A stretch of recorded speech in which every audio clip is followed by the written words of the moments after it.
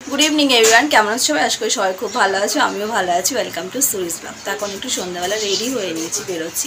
তো আগের দিন তোমাদেরকে দেখিয়েছিলাম যে আমি একটা ট্রেলার্সে গেছিলাম, সেখানে ব্লাউজ বানাতে দিই। ট্রেলারটা বন্ধ ছিল, ব্লাউজটা আমার নেওয়া হয়নি। তো এখন ওই কাকিমাকে ফোন করলাম, বললো হ্যাঁ ট্রেলার খোলা আছে। তো এখন যাবো হচ্ছে ব্লাউজটা আনতে, আর আমি একা একাই যাবো, আর একটা পথ আমি হেঁটে যাবো। তো চলো ব্লাউজটা নিয়ে আসি। আজকে সন্ধ্যাবেলা থেকে ব্লগটা স্টার্ট করছি, তো সবটা তোমার সাথে শেয়ার করবো। তো চলো এখন বেরোবো।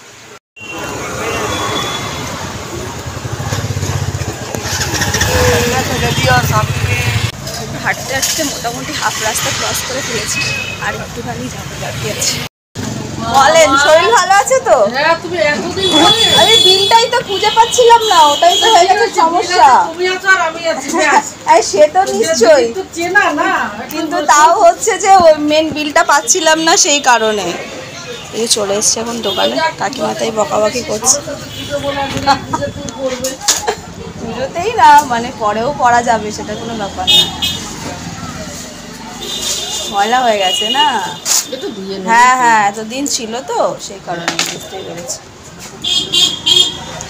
এই যে ভিতর দিয়ে দিতে বলেছে। হ্যাঁ হ্যাঁ হ্যাঁ হ্যাঁ, এরকম করে দিতে, মানে এটা পিঠের উপরে পড়বে। হ্যাঁ হ্যাঁ হ্যাঁ, এই ওই যে কারণে। হ্যাঁ, আর কি যা কত যেন বাড়বে, এটার জন্য লেসের তো ধরা হয়নি তো। হ্যাঁ, আমি লেস দিয়ে গেছিলাম। আর আপনি চার্জটা বলুন কত কি হচ্ছে। এমনি কত হয়েছে? কত হয়েছে? মাঝে মাঝে এরকম তোদের সমস্যার জন্য মাঠে বসে খেলা মতো। তো ব্লাউজ নেওয়া কমপ্লিট, সঙ্গে নিলাম হচ্ছে। চলো বাড়িতে এলাম, বাড়িতে ফ্রেশ ট্রেশ হয়ে তারপরে তোমাদের কিছু করে দেখাচ্ছি ব্লাউজটা কেমন কি। তো ফ্রেশ ট্রেশ হয়ে এখন রান্না করে চলে এসেছি। এই যে আটা বার করে নিয়েছি, রাত্রির যে রুটিন থাকে, ডেলি রুটি করবো।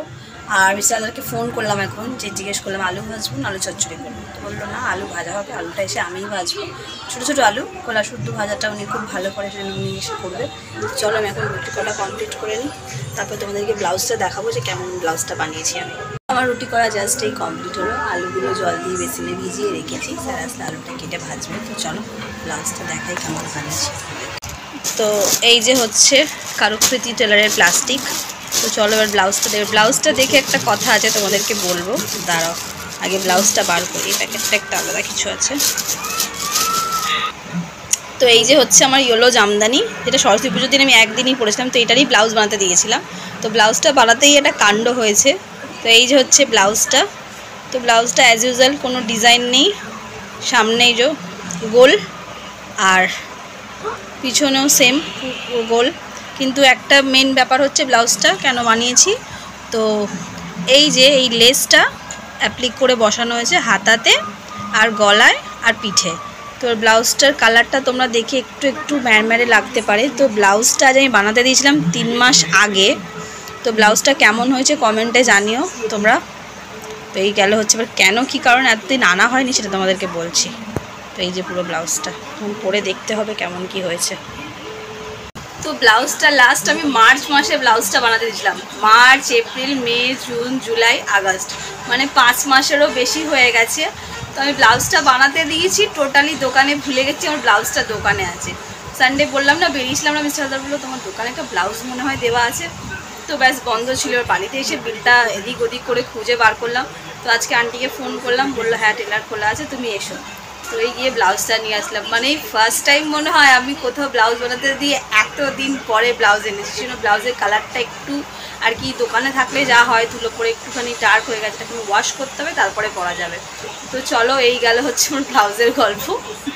যে আলুগুলোকে আমি ভিজিয়ে রেখেছিলাম, তো স্যার এসে ভালো করে একদম ঘষে ঘষে একদম পরিষ্কার করে ধুয়েছে। আর এখন বসে গেছেন হচ্ছে কাটতে। তো স্লিপ করে বলে তার নিচেটা কিচেন টাওয়াল দিয়েছে, দিয়ে পাতলা পাতলা করে কাটছে। তুমি ভাজবে তো?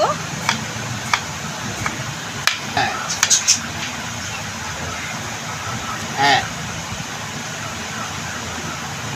আলু কাটা শিখে নাও তোমরা, দেখো কত সুন্দর করে সরু সরু করে কাটছে। এইভাবে আমিও কাটতে পারি না।